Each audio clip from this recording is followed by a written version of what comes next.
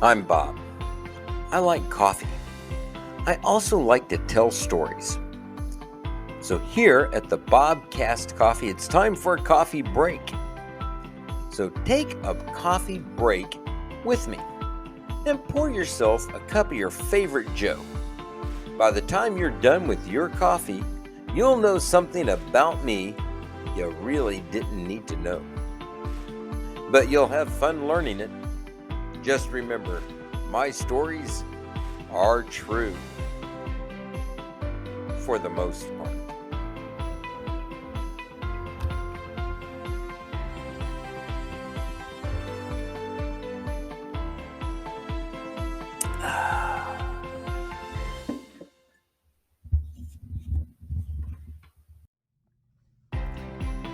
Today's episode is brought to you by JM Insurance. The insurance mamas will get you covered.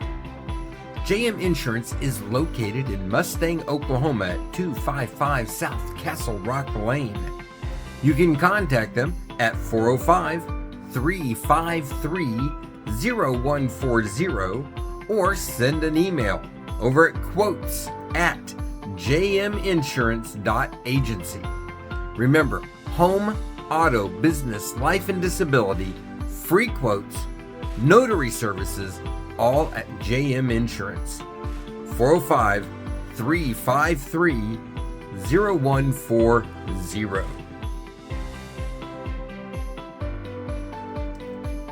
Today I am enjoying, I believe this is just fun coffee that we picked up over at a Sam's Club. And it's still pretty good coffee.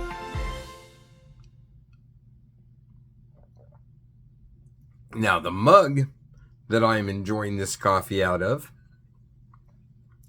this is my happy face. My happy face is hiding inside the mug. And if you can't see it, as you drink the coffee, the smiling face shows itself.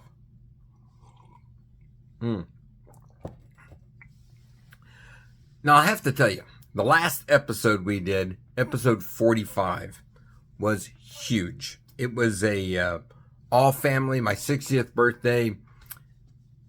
It took a lot to get that put together. And what I've learned about doing these large scale episodes,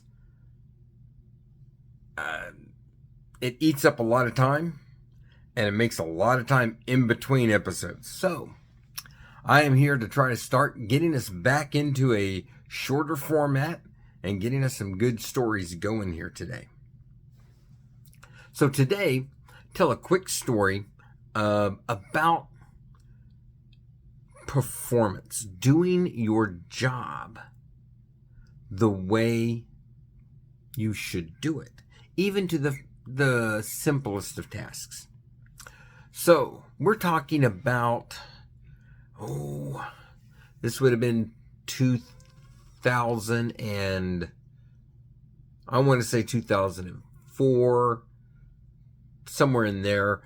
Joshua was just a couple of years old, and the family had decided, we were in Southern California, and the family had decided that we were going to go have a long weekend up at Big Bear.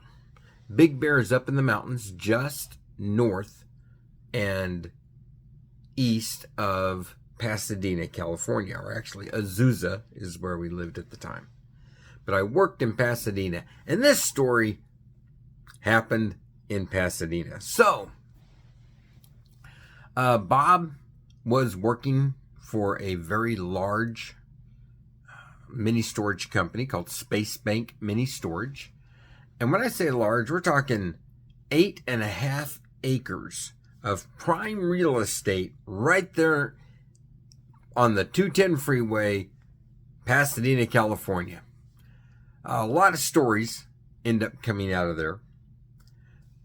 But today's story, well, like I said, do yourself, justice when you do your job. So episode, what is this going to be? 46. Do your job right.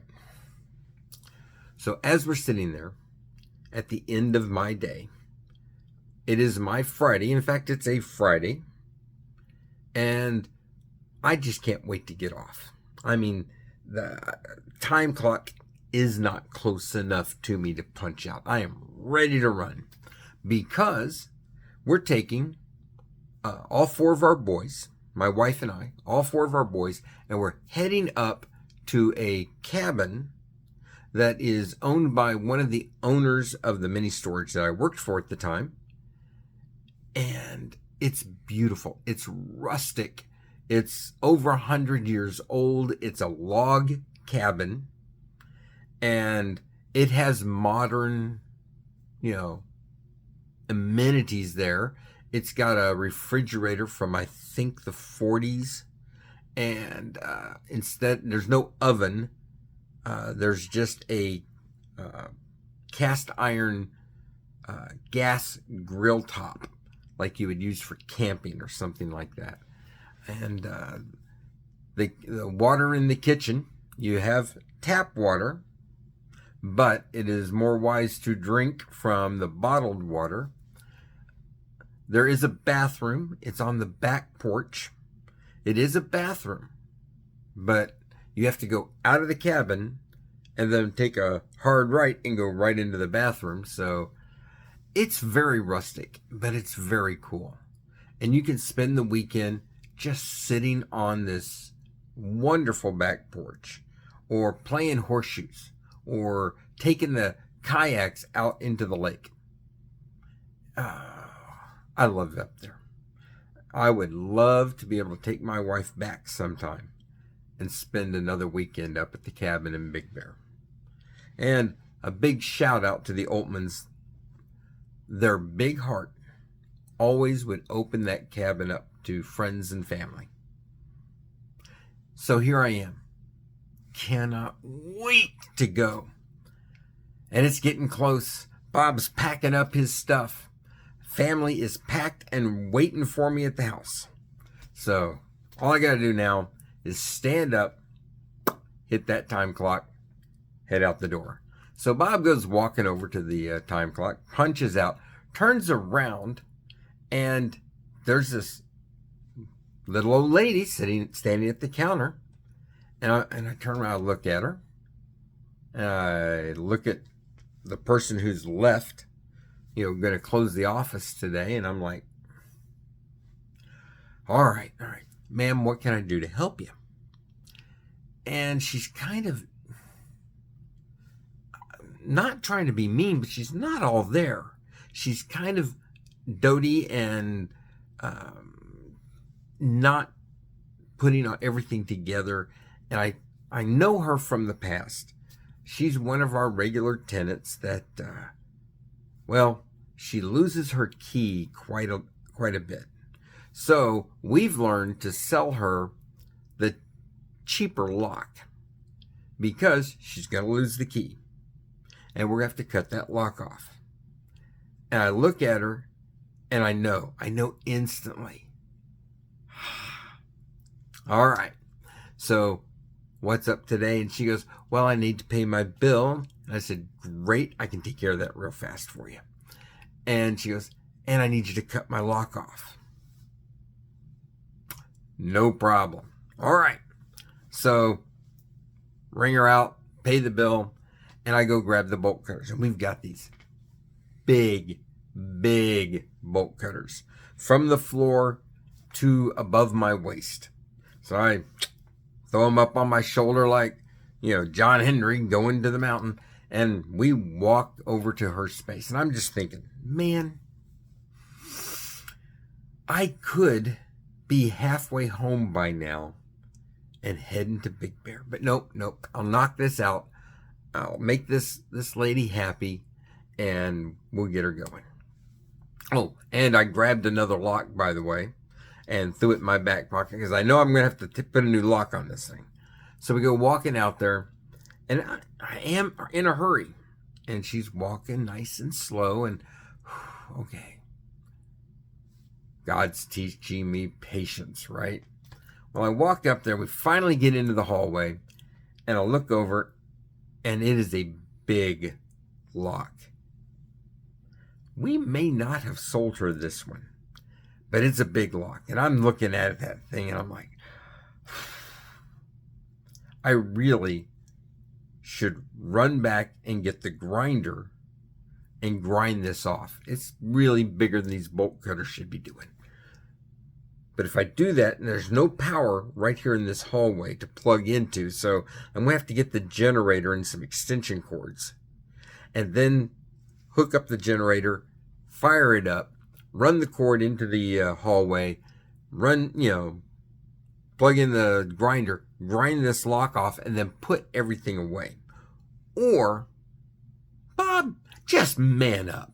And that's what I'm going to do. I'll walk over there and go, excuse me, ma'am, I'm just going to snap this lock off for you. And I put that on the, put that bolt cutter on the lock. And I go to get, it ain't going. So, I try again. Still not going to pop. And remember how I said you really need to do your tasks, your job, properly. Well, when you cut a lock, you put your feet shoulder width apart. You grab that bolt cutter right in front of you and you use only your arms and pop that lock. Well, what if the lock is a little tougher? Well, I'll tell you that Bob has been known to put those bolt cutters against his side and use both hands to pull in and snap the lock. That is not really a good thing to do. All right, so let's talk a little bit about physics for just a second. When you produce energy, and for this instance, the lock, the bolt cutters is squeezing that lock, and you're putting pressure on there, and that energy is going toward that lock, and you snap it. That bolt, boom, releases energy. Where does the energy go? Well, some of it's going to go through the lock and into the door. Some of that energy is going to remain in the bolt cutters, and it has to go somewhere.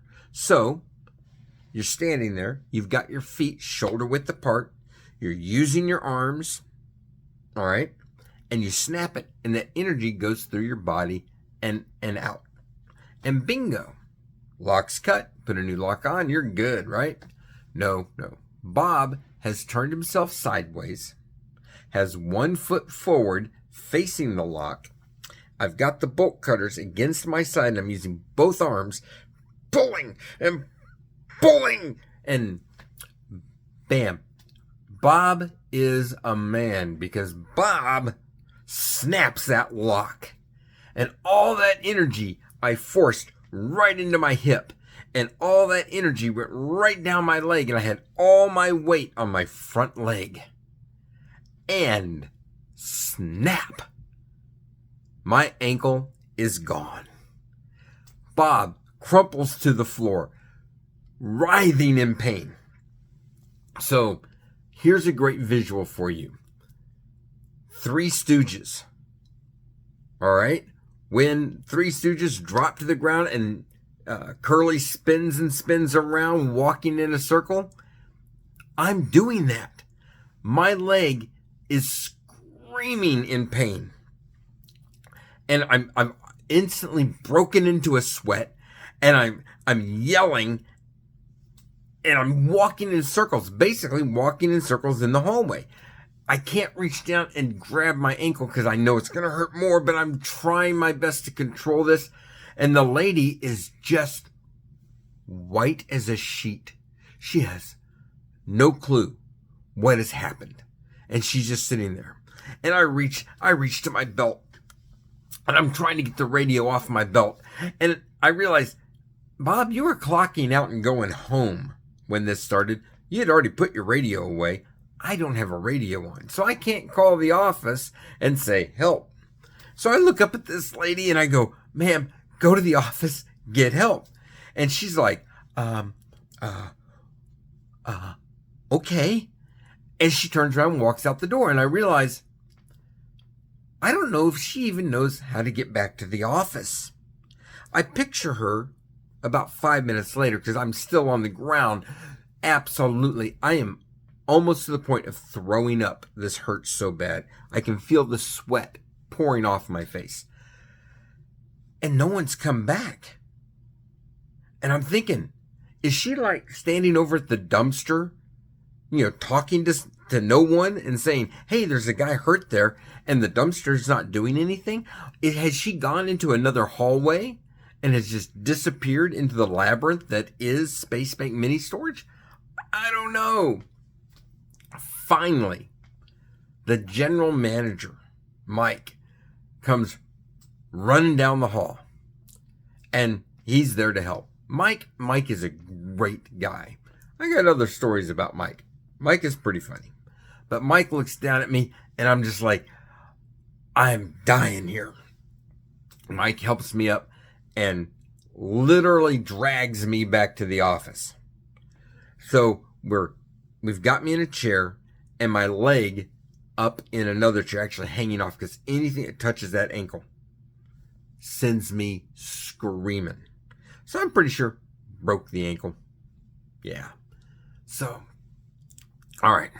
So I'm sitting there and I'm trying to breathe out. And this is literally what I'm doing. I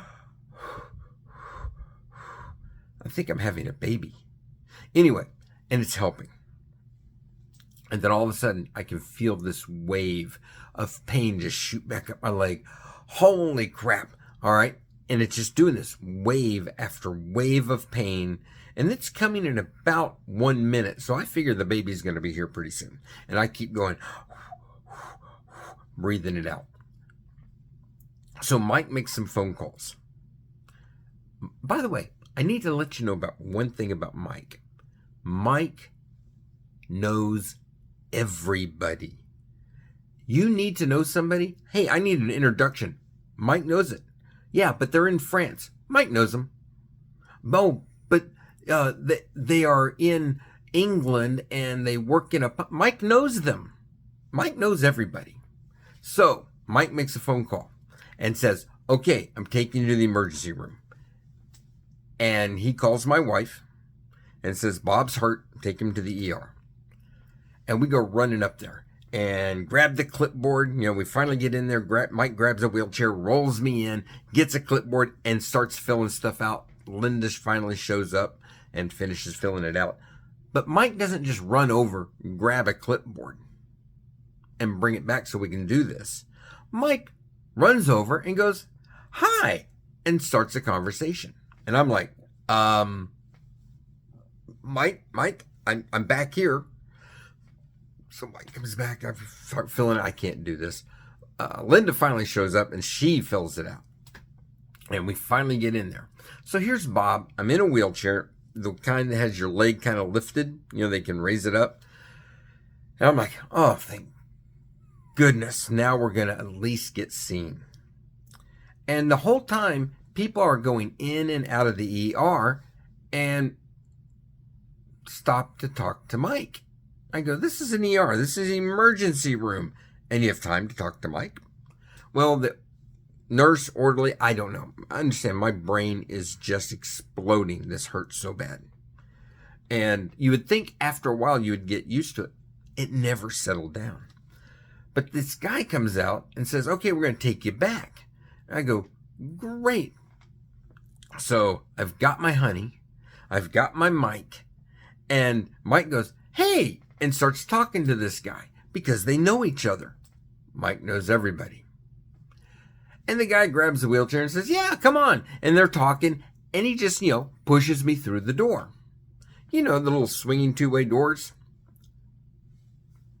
My foot is sticking out in front of me, and he's using it to push open the door.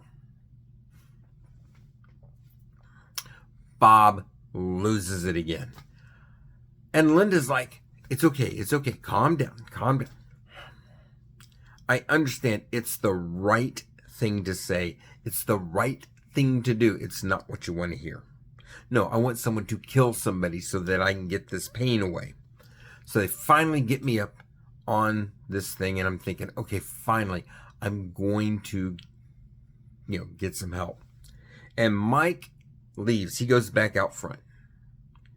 And I'm thinking, well, at least people won't be talking to Mike. But instead, a doctor comes in. Yay, a doctor. No, this isn't like a doctor for me. This is, I believe his name was Dr. Troy. And he was a doctor for a friend of ours who went through cancer.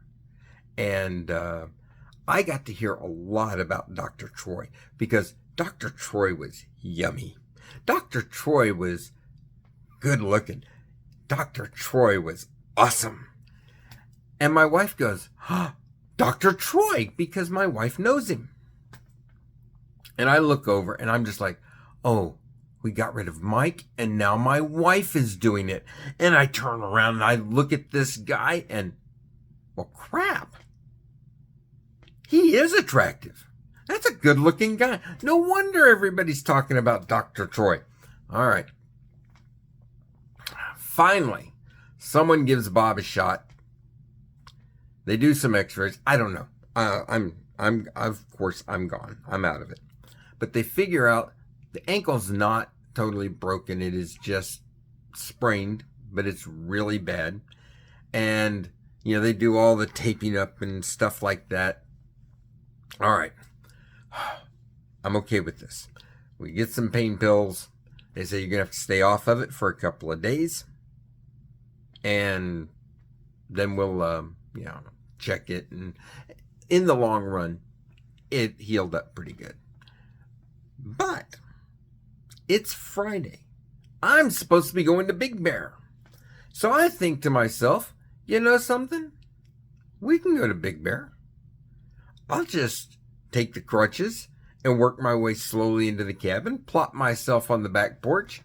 I'm ready for the weekend. No, Bob. That's a really steep hill that you have to go down from the parking spot. And, it's a 100-year-old cabin. So it's not like it's, going to the Holiday Inn or, something like that. So because Bob was in a hurry. Because Bob didn't stand properly, didn't get the right tools. I didn't do my job right. Bob got hurt, and the family lost a long weekend at Big Bear. I actually still feel bad about that. But, so is the story of Bob. So, lesson today. Do your job right, in the right order. Make sure that when you are performing something, especially manually, don't get yourself hurt. Take that one extra step to say, is this the right way? And then do it. Outside of that, this is my happy face. And hang on. We have a little seal down there smiling back at you. So remember, have your happy face on. Until next time, ladies and gentlemen, enjoy it and be careful. Don't spoil your own weekend.